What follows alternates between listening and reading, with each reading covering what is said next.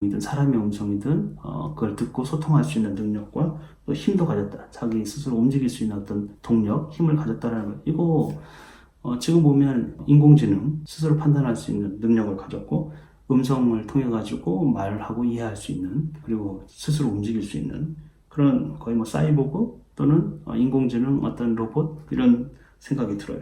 불사신들에게 수공예도 배워서 알고 있다. 아마 아테네일 것 같아요.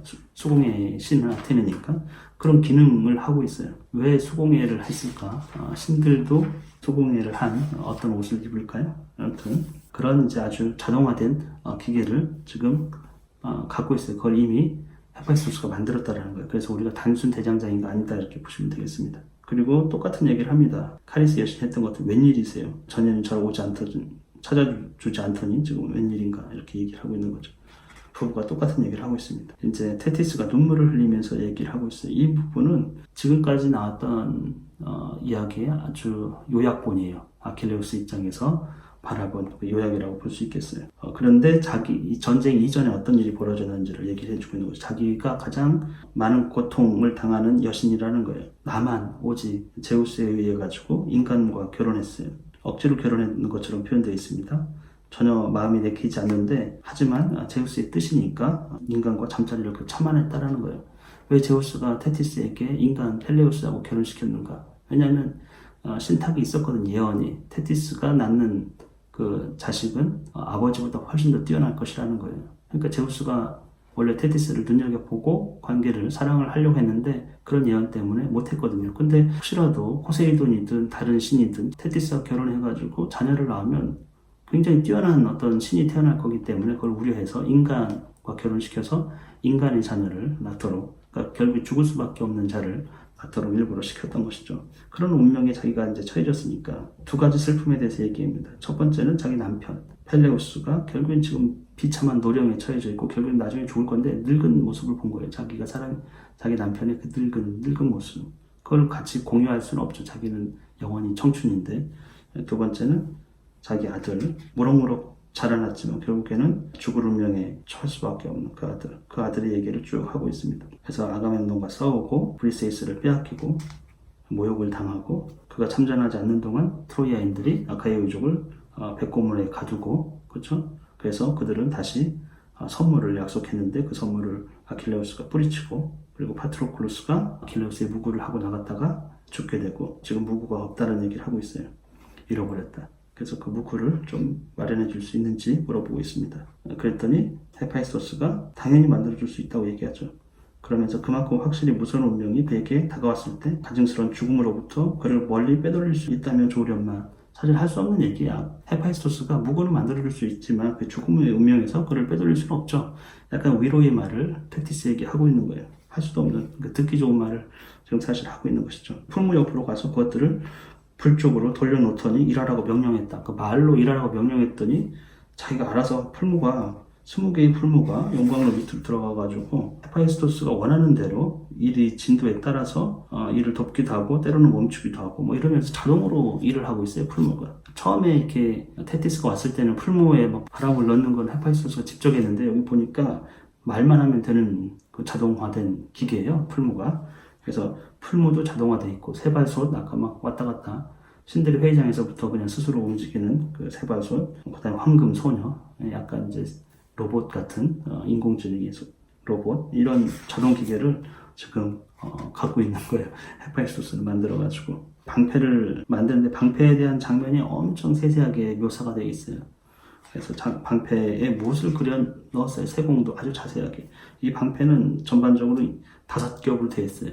보통은 소가죽으로 이렇게 만들거든요. 그 겉에는 이제 청동을 입힌다든지 5겹인데 이게 이제 청동이라든지 다른 금속 다섯 겹을 했는지 여부는 모르겠어요. 헤파이스토스가 했기 때문에. 그리고 5겹으로 되어 있고 맨 테두리를 3겹으로 해가지고 처리를 했어요. 태를 둘렀어요. 3겹으로. 거기에는 대지와 하늘과 바다와 태양과 만월은 이제 보름달이죠. 그리고 온갖 별들 이런 것들을 그려 넣었어요. 이렇게 새겨 넣었어요. 그러니까 이런 것들은 큰 것들이거든요.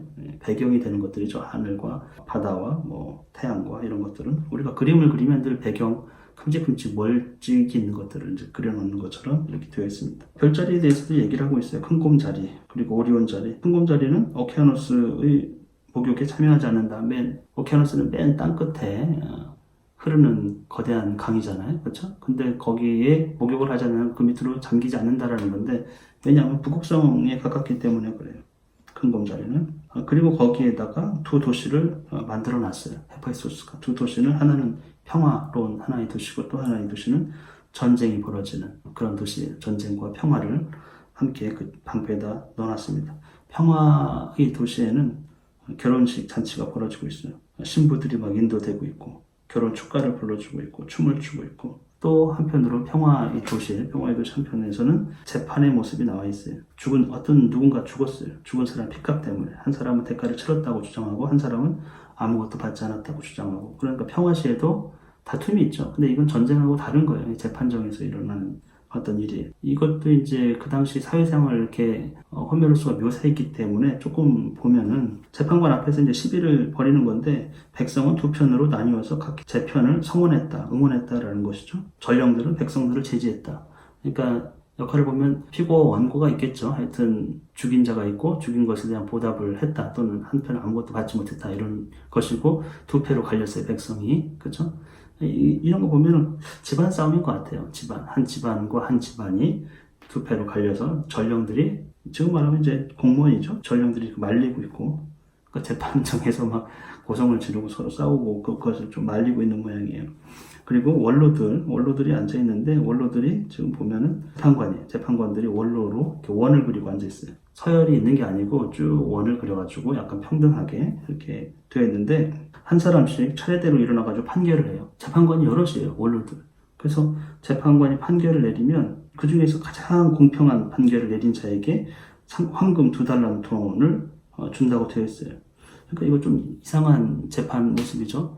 우리는 재판관이 하나잖아요. 아니면 둘, 셋. 협의해가지고 최종 재판관이 선고를 하는 건데, 재판관이 여럿이에요. 원으로 둘러서 하나씩 자기 판결에 대해서 얘기를 해요. 그럼 가장 잘 판결한 그 사람에게 이제 상금을 주는 거예요. 그 얘기는 뭘까요? 그럼 어떻게 가장 잘한 판결인지, 공정한 판결인지 어떻게 판단할 수 있는 거죠? 그럼 재판관 말고 또 뭐 누군가가 판단을 한다라는 것이죠. 아마 다수결에 의해 가지고 그리스 사람들은 민주주의를 만들어냈거든요. 그래서 재판 과정에서도 그리스 사람들은 한 사람의 어떤 판단을 믿는 것이 아니고 변론을 잘 들어보고 여러 다수로 구성된 배심원들이 투표에 의해 가지고 형량을 결정했어요. 여기도 마찬가지인 것 같아요. 근데 특이하게도 이 변론을 재판관들이 하는 거예요. 이 사람을 몇 년형으로 주는 게 좋다. 왜냐하면 이유는 뭐고 근거 뭐, 가장 잘 설명하고 가장 공정한 판결을 했던 그 사람에게 표를 던져서 그 사람이 상금을 갖는 그런 형태인 거죠. 재판관에게 월급이 없었는지 모르겠어요. 원로들로 구성된 하여튼 그런 모습들을 볼 수 있어요. 약간 민주적인 재판 과정에서도 민주주의의 약간 흔적들을 볼 수 있는 것이죠. 안 그랬으면 거의 모든 나라는 그냥 왕이 결정하든지 높은 사람이 그냥 결정해버려요. 근데 여기서는 가장 좋은 자를 판결해가지고 그 자에게 상금을 주고 있는 것이죠. 하나씩 일어나가지고. 그리고 또 하나의 도시는 무구들이 번쩍이면서 양군이 전쟁을 하고 있는 그런 도시, 대치하고 있는 그런 도시가 나옵니다. 근데 포위한 자들과 포위를 당한 자들 있잖아요. 근데 포위한 자들이 두 가지 계책을 가지고 있다. 계략이 있다. 하나는 도시를 약탈하자는 것이고, 또 하나는 도시 안에 있는 모든 재물을 양분하자는 것이다. 그런데 포위당한 자들이 그 말을 듣지 않고 매복을 위해서 무장을 하고 있다, 이렇게 되어 있어요. 그러니까 포위한 자들이 제안을 한 거예요. 첫 번째는 그냥 약탈하자. 두 번째 제안은 양분하자 했는데, 아마 그 포위당한 도시에 제안을 하겠죠. 그냥 양분을 하면 그 재산을 반을 우리에게 주면은 전쟁을 하지 않겠다, 돌아가겠다, 이런 얘기를 했던 것 같아요. 근데 너무 과한 얘기죠, 사실은. 그렇기 때문에 포위당한 자들은 당연히 그 제안을 거절했고 매복을 하고 있다, 이렇게 보면 되겠어요. 무장을 하고 있고. 근데 그 모습을 보면 또 성벽 위에서는 이를 지키기 위하여 사랑하는 아내들과 어린아이들이 서 있고 노인들도 그들과 함께하고 있다. 함께했다. 이 모습은 트로이 성의 모습이에요. 트로이 성에서 늘 여인들, 노인들, 어린이들이 전쟁을 보고 있어요. 성 안에서. 두 군의 전쟁, 이거는 그리스군과 트로이군을 묘사한 것처럼 보여요. 그리고 나머지는 밖으로 나갔다. 좀 아레스와 팔라스 아테네가 앞장섰다. 이렇게 보면 또 그런 모습은 아니네요. 그쵸? 트로이하고는 약간 다르죠? 근데 여기서 또 보면은 실제로 그림 자체가 그래요. 그리스, 독이라든지 신은 굉장히 커요. 특별해요. 그리고 인간은 작아요. 그에 비해서. 그래서 여기서는 신은 황금 옷을 입었고 아름답고 크게 묘사가 되어 있고, 인간 백성들은 작은 편이었어요. 그들 신들의 발 아래 백성들은 작은 편, 작게 그려놓은 것이죠. 신과 인간이 그림만 봐도 구별되는 거예요. 신은 크고 인간은 작고, 신은 화려하고 인간은 그렇지 못하고. 근데 좀 이상한 게 매복했어요. 매복해가지고 매복한 곳이 이제 냇가 쪽이었는데 두 명의 정탐꾼을 멀리 보냈어요. 뭘 보냐면 소떼가 오는지 살피도록 했다라는 거예요. 목동은 그 간계를 복병이 숨어있는 걸 모르고 오고 있는 거예요. 그래서 양떼, 소떼를 재빨리 약탈했어요. 근데 이 모습은 전쟁 중에 지금 매복을 한 건 두 군이 싸우고 있기 때문에 전쟁을 하려고 매복을 한 것처럼 나왔다고 묘사했고, 성벽에서는 성을 지키려고 안에 여자들과 노인들과 어린이가 보고 있다고 했는데 갑자기 매복한 곳에서 전령을 보내가지고 뭘 하고 있냐면 양떼하고 소떼를 지금 약탈을 하고 있는 거예요. 그러니까 포위당한 성이 거기서 또 약탈을 하고 있는, 뭔가 당하던 입장이 아니고 지금 또 엉뚱한 약탈을 하는, 약탈 당할 입장에서 약탈을 하고 있는 그런 상황으로 묘사를 하고 있어요.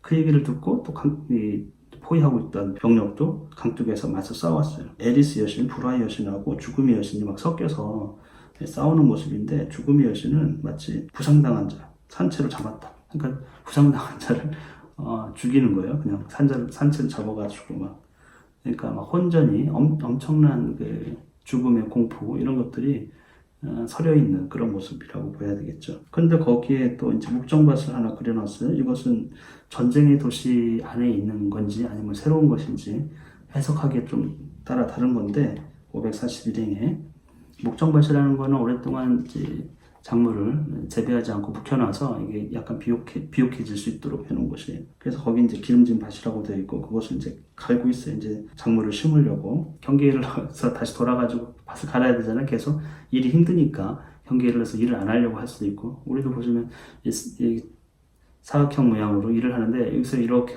밭을 갈고 이렇게 밭을 갈고 이렇게 밭을 갈고 하는데, 이게 경계에 이르러서는 땀만 먹을 수 있으니까 이때마다 또 포도주를 잔든 자가 와가지고 포도주를 줘요. 그걸 격려해서 힘을 줘서 다시 반대쪽으로 가서 이렇게 계속 일할 수 있는, 그렇게 해서 이제 힘을 얻어서 계속 일을 했던 모양이에요. 밭은 뒤쪽으로 갈수록 점점 거무스를 맺어서 황금으로 만들어졌는데도 실제로 갈아놓은 밭처럼 보이니, 그러니까 지금 계속 이것은 황금으로 제작을 한 거예요. 지금 헤파이스토스가. 근데 실제 밭처럼 보인다는 거예요. 거무스로 하게. 사실 어떻게 만들었을까요? 우리가 이해하기 좀 어렵죠. 황금은 찬란하게 빛나는 곳인데 이 그늘지고 거무스름하게 이렇게 황금으로 만들 수 있을까? 뭔가 좀 묘한 기술이 있는 것 같아요.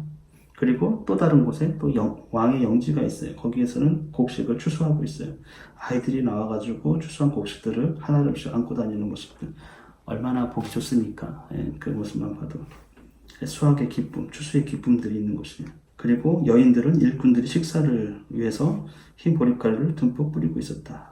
그러니까 일을 한참 하고 여인들은 또 식사를 준비하고 있고, 나중에 이제 참도 같이 하고, 이런 아주 평화로운 모습이죠. 일과 식사, 준비 이런 것들 같이 볼 수 있고, 그 다음에는 포도주가 주렁주렁 열린 황금 포도밭.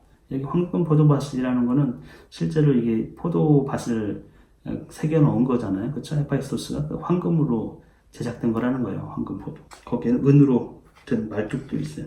그 다음에 건풀은 범랑, 도랑 다 그 재료예요. 방패를 만들 때 은 말뚝을 실제로 은 말뚝을 한 게 아니고 이 방패상에서 말뚝을 은으로 만들었다는 것이죠. 포도밭은 황금으로 만들었고, 범랑이라는 건 유리로, 그 금속 재질에다가 유리로 이렇게 처리를 한 거 있죠. 범랑, 주석, 울타리 뭐 이런 것들, 재료들이 좀 나오고 있어요. 방패의 재료들, 그러니까 장식을 했던 그 재료들이 나오고 있는 것이죠. 거기에 수확하고 있는 거예요. 포도를 수확하고 있는 모습. 처녀 총각들이 신이 나서 과일을 담고 있어요. 노래를 부르고 있어요. 춤을 추고 있어요. 평화시의 모습이죠. 또 한 군데에서는 소들이 황금으로 만든 소도 있고 주석으로 만든 소도 있고, 약간 이제 소들을 만들었는데 이 소들이 외양간을 뛰쳐나갔어요. 그리고 물결치는 갈대밭 옆에서 강가에 있는 풀밭으로 뛰어나갔어요. 자유를 만끽하는 모습이에요. 소가 외양간을 뛰쳐나가서 강가로 막 풀밭으로 달려가고 있어. 얼마나 좋겠어요, 소가. 그런데 그 뒤에 목자들이 막 넷이 뒤따라가고 있고, 개는 9마리가 그 소를 뒤따라가고 있어요. 무시무시한 사자 2마리가 맨 앞에 가던 소를 붙잡아가지고 피를 먹고 있어요. 그러니까 우리가 이런 것도 보면은 이 소는 자유를 갈망한 거예요. 하여튼 대책은 없지만 외양간을 뛰쳐나가가지고 풀밭으로 갔어요. 너무 좋은 거예요. 발짝발짝 뛰고. 그쵸? 근데 어떻게 됐습니까?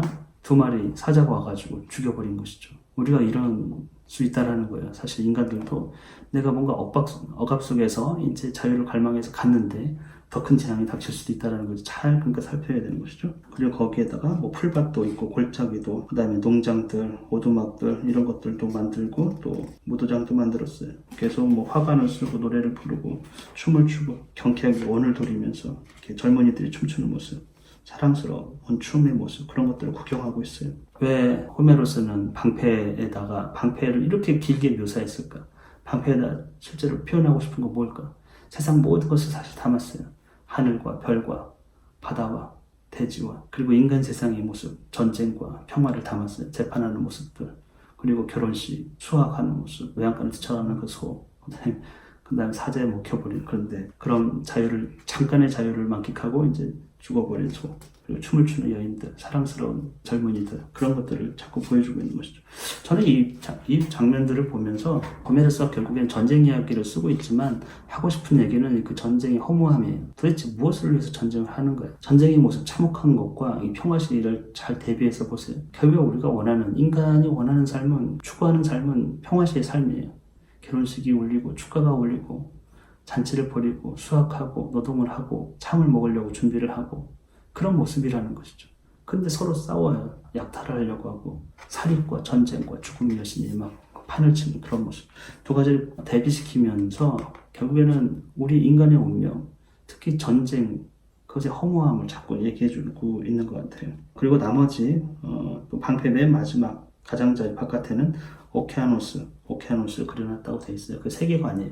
당시에 맨 가장자리 대지 끝에는 오케아노스가 흐르고 있었어요. 그렇게 오케아노스까지 넣어놨어요. 방패를 만들고 이제 가슴바지 만들고 투구 만들고 정강이 바지를 만들었어요. 그렇게 다 만들어서 어떻게 했습니까? 헤파이스토스는 테티스 앞에 이제 내려놓았죠. 그랬더니 테티스가 여지까지 기다리고 있던 거예요. 새벽 내내 받아가지고 올림포스에서 매처럼 뛰어내렸다. 19권에 보면 새벽이 왔어요. 밤새 내내 헤파이스토스는 아킬레우스의 무구를 만든 것이에요. 방패 얘기가 굉장히 깁니다. 전반적으로 이 부분에서는 아킬레우스의 전쟁 참여 전에 그 무구들이 어떻게 만들어졌는지 이런 모습을 그려놓았습니다. 오늘은 여기까지 하겠습니다.